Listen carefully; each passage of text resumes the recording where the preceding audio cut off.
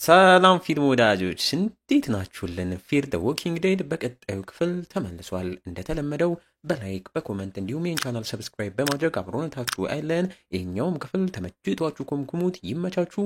ሰናይ ጊዜ። በባለፈው ክፍል በፊር ዘ ዎኪንግ ዴድ የውሃው ግድብ ቦታም ላይ የነበረውን አለቃ ተብዬውን ዳንቴ የተባለውን ግለሰብ ዳንኤልም ገሎት ሎላንም እንዳተረፋቸው በዚህ ግርግርም ታስሮ የነበረው ቪክተርም ከመሞት እንደተረፈ ለዳንኤልም ታዲያ ልጁ ኦፊሊያ ሆቴል ላይ በሕይወት አለችም ብሎም ስለዋሸ ያንንም ማረጋገጥ ግዴታ ውስጥም እንደገባ አይተን ነበር ያቆምነው። በዚህኛውም ክፍል ቀጥለን ትዕይንቱም የዛኔ ኒክ በፍቅር ተሞልተው ሲደንሱ ያያቸው በዕድሜ የገፉት ጥንዶች ቤት ላይም ወስዶን ባልየውም ከእንቅልፉ ሲነቃ ሚስቱ ከአልጋዋ ተነስታ ቆማ ማይቷ ተደናግጦም ሲጠራት ወደ እሱ ስትዞር ሞታ ወደ ዞምቢነት እንደተቀየረችው ማይቶ ልቡ ተሰብሮ ፍቅሬ እያለ እየጠራም አቅፏት እንደዛው እንዳቀፋትም ሽጉጡንም አንስቶ በአንድ ጥይት የሁለቱንም ጭንቅላትም ተኩሶም በስቶ ራሳቸውንም ያጠፋሉ።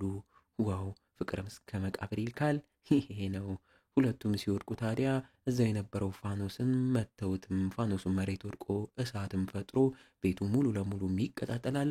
የመንደሩ ነዋሪዎችም ተደናግጠው ተሯሩጠውም ደርሰው ያለ የሌለ ውሃ እየደፉም ሊያጠፉት ቢሞክሩም ያቅታቸዋል። ጄረማያም ቦታው ላይ ደርሶ ትፏቸው ሞተዋል፣ ውሃውን ቆጥቡ፣ እሳቱም በራሱ ጊዜ ተቀጣጥሎ ይጠፋልን ብሎም ተናግሮ ይሄዳል። በቀጣዩ ቀን ማዲሰንም ከነትሮይ ጋር የጠፉትን ሰዎች ለመፈለግ ተልእኮም ለመውጣት እየተዘገጃጁ እነ ኒክም ወደ እሷ መጥተው ባዴት ጥሩ እንደሆነ ቢነግሯትም እሷ ግን እየሆነም ያለውን ነገር ማድረግ እንዳለባትና የሆነ ስራም መስራትም ስላለብኝ ሲቀጥል ደግሞ እዚህም ለመቆየት በሰላምም ለመኖር እኚህ ቤተሰቦችን በደንብ መረዳትም ስላቸው ከትሮይም ጋር ጋቢናም ተቀምጣ ጉዞም ትጀምራለች። አሊሻም የጠዋት ቡናዋን እየወሰደች በጄክም የመጽሐፍ ቅዱስ ጥናት እንዴት እየሄደላት እንዳለችም እየተጠየቀች ሳታስበውም የያዘችው ቡናም ሲደፋባት ጄክም ይፈልግሻል ደስተኛ ሁኚም በማለትም ተናግሯት የራሱን ቡናም ሰጥቷትም ይሄዳል።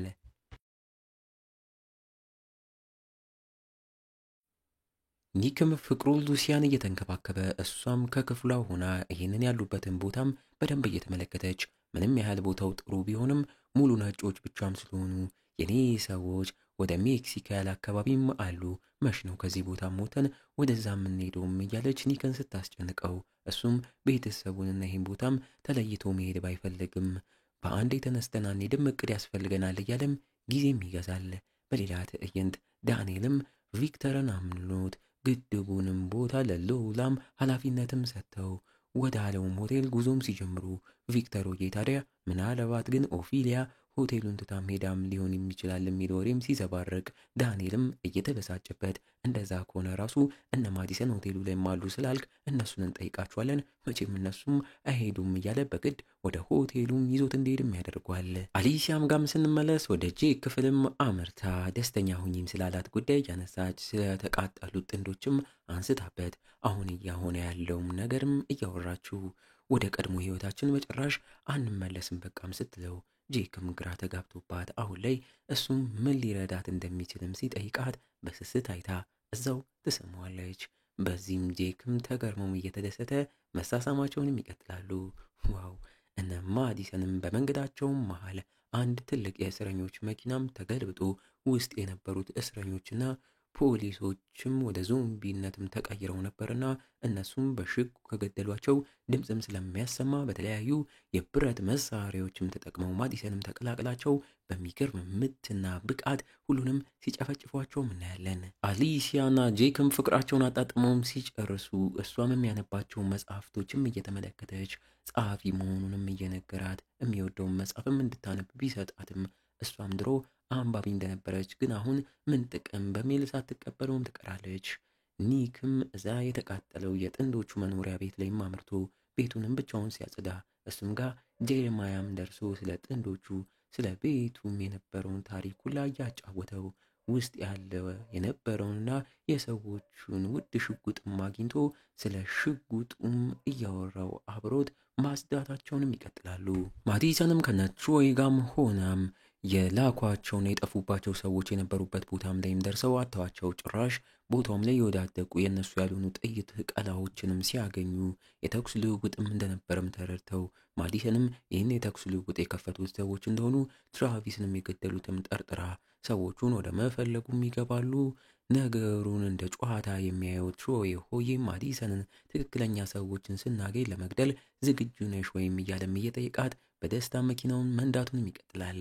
ሃይ ትሮይ ኒክም ከጄሬማያ ጋርም ሆኖ ያንን የተቃጠለውን ቦታም ማጽዳታቸውንም ቀጥለው ከርቀትም ሉሲያንም እያያት ሲብሰለሰልና ሲጨነቅ ጄሬማያም ተመልክቶት ሉሲያ መሄድ ከፈለገች እንዲፈቅድላትም እየነገረው እኛ ከዘሮቻችን ውጪ እዚህ ቦታም ላይ አናስገባም በሚለውም ጉዳይ ኒክም ያንን ጉዳይ አንስቶ ጄሬማያን ሲጠይቀው ጄሬማያ ግን ሁሌ ከባድ ችግርና መቃወስም ሲፈጠር ሁሌም እንደሚደረገው ሁሉም ሰው አምሳያውን ዘሩን ፈልጎም ይሰባሰባል።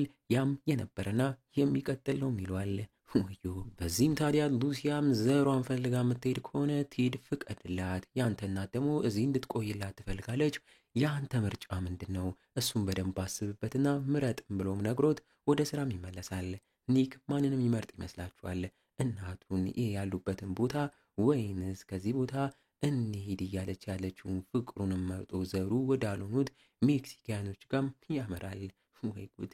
እነ ማዲሰንም በስተ መጨረሻ አንድ የመኖሪያ ቦታም ላይም ደርሰው እዛ የነበሩ ነጭ ሰዎችም እንደተገደሉም እያዩ አንድ ክፉኛም ተሰቃይቶና ተጎድቶም ያለ ያልሞተም ግለሰብ ጋም ደርሰው ገለውት ከስቃዩም ገላግለውት እንሂድም ሲባባሉ ከኋላ አንድ ነጭ ዘር የሌለው በተለምዶ አሜሪካ ዙሪያ የሚኖሩ ኢንዲያን የዘር ግንድ ያለበት ግለሰብ ዎከር የተባለም ሰው ከኋላቸውም ደርሶ የትም እንደማይሄዱም ይነግራቸዋል። በለው እነ ትሮይም ተደናግጠው ጠመንጆቻቸውንም ደቅነው ምን አይነት የንቀትና የአምባገነን ስራ እየሰራ እንዳለም ይህንንም ጄሬማያ ካወቀ ወዲያው እንደሚገለውም ሲነግሩት ዎከር ግን ምንም ሳይመስለው እኔ አባትህን ከድሮ ጀምሮ አውቀዋለሁ፣ አንተ ሳትወለድም ቀድሜም አውቀዋለሁ። እሱ ነው የንቀትና የአምባገነን የወሮ በሎች ስራ ሲሰራም የነበረው። አሁን ላይ እናንተም ጠመንጆቻችሁን ለእኛ ታስረክባላችሁም በማለት ሙሉ ከርቀትም ያስከብባቸውን ሰዎቹንም አሳይቶ ጠመንጆቻቸውንም እየተቀበለ ከጠመንጆቻቸውን በላይ ደግሞ እንዳለ ያደረጉትን ጫማዎቻቸውንም እንዲያልቁም አድርጎ ጫማዎቻቸውንም ወስዶባቸው ወደ መንደራቸው ሲመለሱ ታዲያ የሚያስተላልፉለትን መልእክትም ይነግራችኋል። ስንት መስዋዕትነት የተከፈለበትን የእኛ መንደር የነበረውን አሁን እናንተ የምትኖሩበትን መሬት ለእኛ አሳልፋችሁ ስጡ፣ ካልሆነ ይህ ነገር ይቀጥላልም ይላችኋል።